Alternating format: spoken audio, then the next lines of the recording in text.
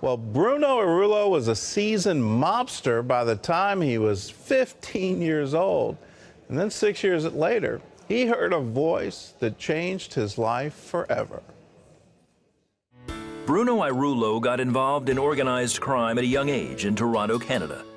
By the time he was 12, Bruno was sneaking heroin into a maximum security prison. But 6 years later, after being held at gunpoint by the Colombian drug cartel, Bruno turned from his life of corruption. Since then, he hasn't looked back and travels the world connecting people to the power of God. His conference, Kairos 2017, takes place in Kansas City, October 24th through 26th. Please welcome Bruno to the 700 Club. It's great to have you with us. Well, thank you very much, Gordon. How do you become a mobster when you're just 15 years old?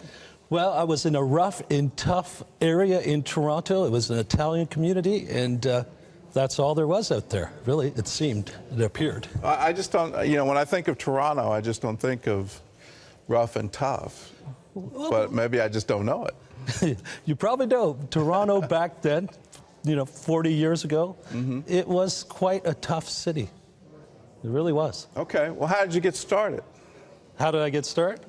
Well, I was looking for a role model. I was the only son in the family. I was looking for a role model, and I kind of found it on the streets. That's how it really began. So you looked up to the folks that seemed to have power and money.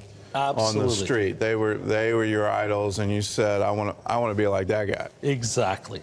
That didn't work out for you, did it? It didn't. It brought me through some experience, though. I bet it did. You had a dramatic encounter where you heard an audible voice. As I understand it, you're in the middle of some kind of drug deal, and they think that you're getting ready to rob them, and so they attack you. Correct. And you heard a voice. That's right. What did the voice say? The voice said, if you live by the sword, you die by the sword. Wow. How did that react to you? Did you have any Christian background to know that's a quote from Jesus in the Bible? I really didn't, to be quite honest. But the moment I had actually been stabbed in the stomach and held at gunpoint, and that's just after the stabbing, I heard that voice, and I just kind of think, where did this voice come from? And I guess in time, I figured out it was Jesus. Well, let's talk about that time. I mean, what happened to you after that? I mean, here you're stabbed in the stomach, and you confront them and say, I'm not, and they flee from you. Correct. You're stabbed, and they have a gun, and they run away from you. But what then caused you, I mean, you've taken a faith journey that's pretty incredible. What then got you to say, well, that was Jesus talking to me? I think it was kind of like at the end of my rope. It was kind of like the bottom of the bottoms for me. And that was just the turning point in my life. And that just led me on the path of surrender. And so at that point, I said, God, I'm giving it all to you. And then I woke up my mom at 4 o'clock in the morning and said, listen, I'm going to be a Catholic priest, because that's all the kind of background that I knew in terms of serving God. What did she say to that? She said she was just excited. She was excited for me to be home and set, on a straight and narrow path. All right.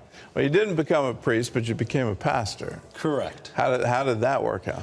Well, I went to St. Stephen's University, in the town of St. Stephen, New Brunswick. And I went to a Christian university thinking I was going to seminary, and there I met the Lord. Yeah.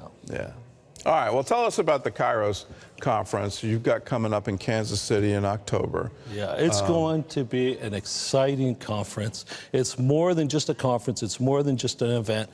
It commemorates 40 years of the big ecumenical conference in Kansas City, where 50,000 people gathered in Arrowhead Stadium. It commemorates the 500th anniversary of the Protestant Reformation and 50th of the Jubilee Charismatic Catholic Renewal and the Messianic movement as well, a Jubilee year for that. So you're trying to bring all these groups together. Exactly. What got you started on that? Because you've been doing that for a while. Well, I'm part of a group that used to meet here annually called the Charismatic Leaders Fellowship. You probably recall the group very well. And they were the pioneers of events that took place around the United States of America. And being part of that, I've been involved in Christian unity and promoting Christian unity. All right, so you're trying to get Catholics, you're trying to get Messianic believers. That's correct. You're trying to get Protestants, you're trying to get Charismatic, evangelicals all together. And what's the aim of that? The aim is that the world would know him through our Christian unity. See, the world is saying, hey, why don't you guys get it together? Because I see you're divided. And why should I be part of this group? So unless we kind of get it together, so to speak, we've got no buy-in. It's going to take a unified church to heal a divided world. How can people get involved? Easy. They can register online at Kairos2017.com. And we want to see everyone there. We want to see, there's great speakers, of course, you included. I don't know if I'm a great speaker, but anyway, I'll take it. But it's going to be a great event. It's more than an event. It's kind of a launching into the new. It's a time to work together with different denominations, different churches. All right, that the world may know. I like that.